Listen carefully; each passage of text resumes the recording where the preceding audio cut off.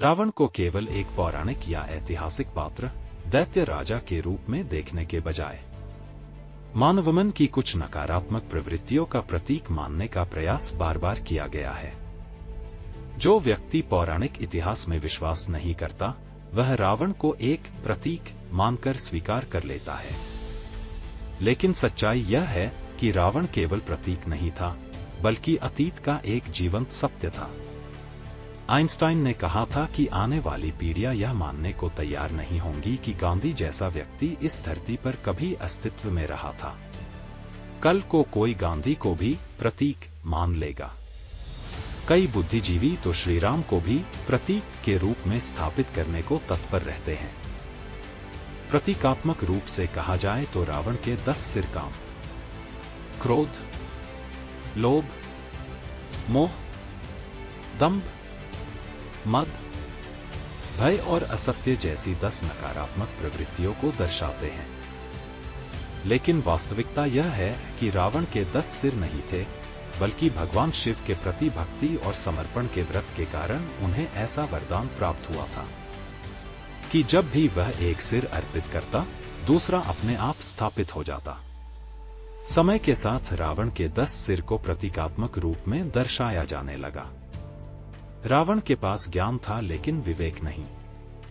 रावण के पास सामर्थ्य था लेकिन संयम नहीं।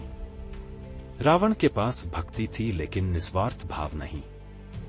रावण के पास जानकारी थी लेकिन निरहंकारिता नहीं। और इन्हीं कारणों से उसकी गणना दानवों में हुई।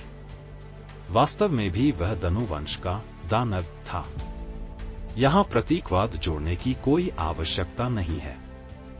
ऐतिहासिक दृष्टि से रावण वही है जो अपनी शक्ति का उपयोग केवल स्वार्थ के लिए करता है।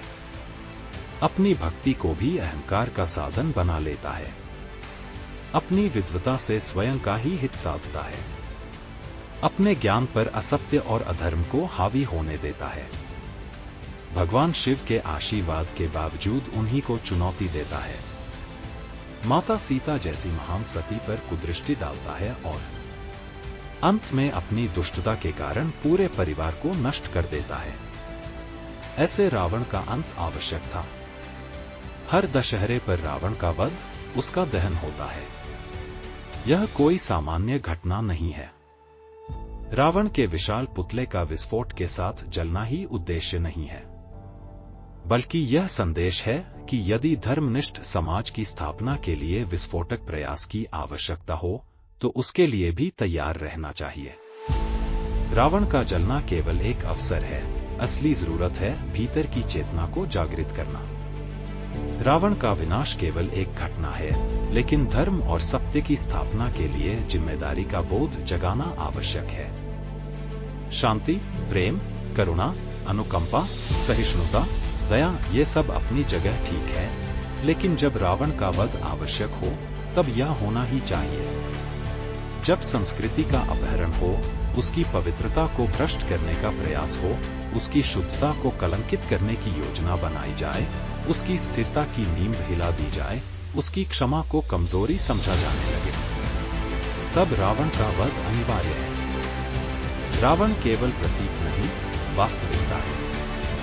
रावण केवल मन का विस्तार नहीं, बल्कि समाज की सच्चाई है।